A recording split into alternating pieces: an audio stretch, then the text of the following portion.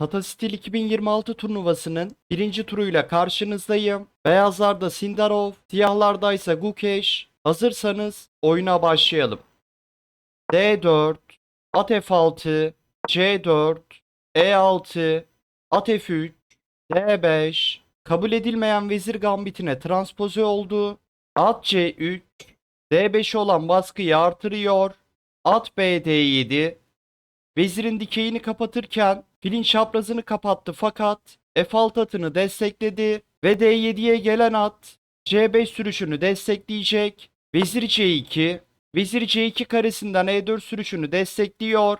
Fil B4, atı açması aldı. Gukesh fırsat bulursa D alır C4 ile gerilimi sonlandıracak. Sindarov bu piyonu almaya çalışırken Gukesh inisiyatif ele geçirecek. C alır D5, gerilimi sonlandırıyor. E alır D5. Sindarov yarı açık C dikeyine sahip olurken Gukesh yarı açık E dikeyine sahip oluyor. Fil G5. Atı açması alıyor ve E3 sürmeden önce fili piyon zincirinin dışına çıkartıyor. H6 fili istedi ve rok attığında H7 karesinde şahı için hava deliği açtı. Fil H4 ile ata olan baskı devam ettirilebilirdi. Gukesh G5 ile filin baskısından kurtularak şah kanadından alan kazanırdı. Sindarov bunu tercih etmiyor. Fil alır F6. Fil çiftini rakibine bırakıyor. Burada at alır F6 yapılırsa vezir A4 çatal atar ve fili kazanır. Vezir alır F6 hamlesiyle devam edilebilir. Bu sefer de at D7 karesinde pasif bir konumda kalacaktı. Fil alır C3.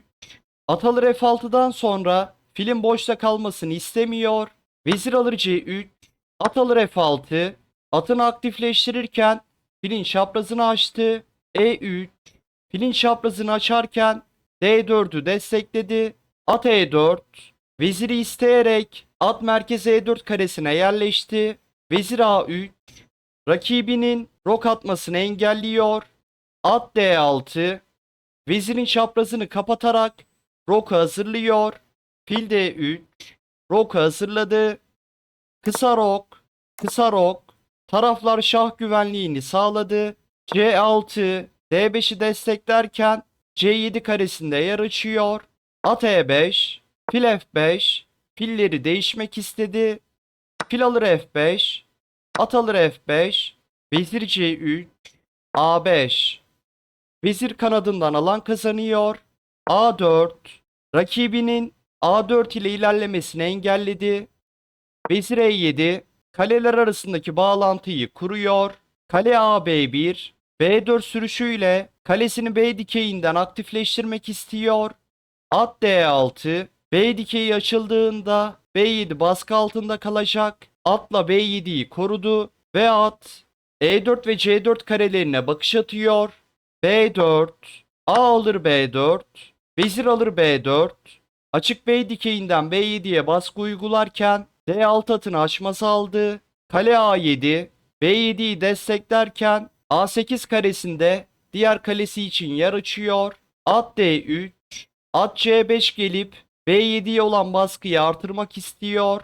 Vezir C7, kale FC1, kalesini yarı açık C dikeyinden aktifleştiriyor ve gelişimini tamamlıyor. Kale F8, tempo ile A4'ü isteyerek kalesini aktifleştirdi, gelişimini tamamladı. At C5, B7'ye olan baskıyı artırırken A4'ü korudu. At C4, B6 ile atı kovmak istiyor. At D3, B6'nın tempo ile atı isteyerek gelmesini engelledi. Kale alır A4 yapılırsa vezir alır B7 hamlesi var. Sindarov verdiği piyonu geri alır ve C6 piyonu geride kalmış piyon olarak baskı altında kalır. H5, H3, şahı için H2 karesinde hava deliği açıyor. G6, H5'i korudu. G7 karesinde şahı için yer açtı. Kale E1, H4, şah kanadında alanını artırıyor. Kale E-C1 konumunda zayıflık oluşturmadan bekliyor. Rakibinin planını anlamaya çalışıyor. Şah G7, şah 8. yataydan ayrıldı. G7 karesinde oldukça güvende. Kale E1, şah G8, kale E-C1. Taraflar hamle tekrarlarıyla birbirlerinin planlarını çözmeye çalışıyor. Aynı zamanda psikolojik bir test yapıyorlar. Acaba rakip beraberliğe razı olacak mı? Vezir D8, Gukeş hamleyi değiştirdi. At E5, C4 karesinden piyon kazanmak istedi. At alır E5 yapılırsa D alır E5 devamında F4 ile Sindarov şah kanadından ilerlerken Gukeş de vezir kanadındaki piyon çoğunluğunu harekete geçirir. At D6, B7'yi korudu. A4'ü almak istedi. Kale A1, at E4. Gukeş bir anda yönünü şah kanadına çevirebilir. Kale A2, F2'yi desteklerken kaleleri çiftleme hazırlığı yapıyor. Vezir D6, gel vezirleri değişelim. Vezir alır D6 yapılırsa at alır D6, at B7'yi koruyacak ve Sindarov pasif bir şekilde A4'ü korumak zorunda kalacaktı. Vezir B6, vezir değişiminden kaçınıyor ve B7'yi bloke ediyor. Vezir E7, vezir B3, kale A5, A4'ü yerine sabitliyor. At D3, B5, açmazdaki A4'e hücum ediyor. Kale C1, açmazı sonlandırdı. A alır B5 ile ayrık köşe piyonundan kurtulmak istedi. Vezir A7, A4'ü tekrardan açması aldı. Vezir C2, A4 karşılığında C6'yı istiyor. B alır A4. Gukeş A dikeyinde geçer piyon elde etti. At B4. Atla C6'yı alarak çatal atmak istiyor. Vezir B7. Ver atı. Kale alır A4. Verdiği piyonu geri aldı. Ayrık A4 piyonundan kurtuldu ve geride kalmış C6 piyonu baskı altında. Gukeş'ten mükemmel bir vezir fedası geliyor. Vezir alır B4. Çift ünlem. Fedayı kabul etmek dışında mantıklı bir seçenek yok. Kale alır A5 yapılırsa değişimler sonunda Gukeş at önde kalır. Kale alır B4. Veziri alıyor. Kale alır A1. Şah çekerek kaleyi alıyor. Şah H2. Gukeş vezire karşılık kale ve ata sahip H5'e kadar ilerleyen piyon Sindarov'un şahını kısıtlıyor. E4'e yerleşen at oyun içinde kesinlikle 3 puandan daha değerli. Gukeş kale F1 ile tempoyla F2'yi istemeliydi ve F2'yi korumanın bir yolu olmayacaktı. F3 sürülürse at G3 ile Gukeş matağı kurar ve mata çare olmazdı. Şah G7, bilgisayar soru dese de profilaktik hamle. Şah 8. yataydan ayrılıyor. Gukeş vezir fedasından sonra öyle bir konum elde etti ki saldırmak için acele etmesine bile gerek yok. Sindarov'un kale B1 ile Gukeş'in 1. yataydaki hakimiyetini engellemesi gerekiyordu. Fakat kötü bir konumdaysanız oyunu karıştırarak rakibinize hata yapma hakkı tanımalısınız. Kale B7, kale 7. yataya iniyor ve vezir C6 ile devam edecek. Artık eli kolu bağlı durmak yerine elindeki tüm şansları deneyecek. Burada artık Gukeş'in de hızlı davranması gerekiyor. Kale 8 A6 ile pasif bir şekilde C6'yı korursa vezir E2, devamında vezir F3, Sindarov'un da etkili bir saldırısı olur ve Gukeş avantajını kaybederdi. Kale F1, ver F2'yi, vezir alır C6, kale A1, kale H1 ile bir hamlede mat istedi. G7 karesindeki şah güvende duruyor. Burada G3 ile G2 karesinde şah için yer açılmak istenirse kale alır F2 ile bir hamlede mat var. Kale alır F7, matı engelleyen tek hamle. Kale fedasıyla rakip şahı açığa çıkarıyor. Devamında sürekli şah çekerek beraberliği kovalayacak. Şah alır F7, vezir alır D5, şah çekerek atı destekleyen D5'i aldı. Şah E8'e ya da E7'ye kaçarsa Sindarov vezir alır E4 ile şah çekerek atı alır. Devamında H4'ü de alarak mat temasını engeller ve devamında piyon fazlasıyla Sindarov oyunu kazanırdı. Şah F6 ya da Şah F8'e giderse vezir D8 devamında sürekli şahlarla oyun beraberliğe gider. Şah G7, vezir D7 ya da vezir B7 yapılırsa şah H6 karesine saklanır. Sonrasında Sindarov'un mantıklı bir şah çekişi kalmaz ve Gukeş'in mat istekleri devam ederdi. Bu konumda at almaya da fırsat yok. Kale H1 ile bir hamlede mat var. Vezir E5, at F6, Avantajı koruyan en güçlü hamle Vezir E7, Şah H6, Kale H1 isteği devam ediyor.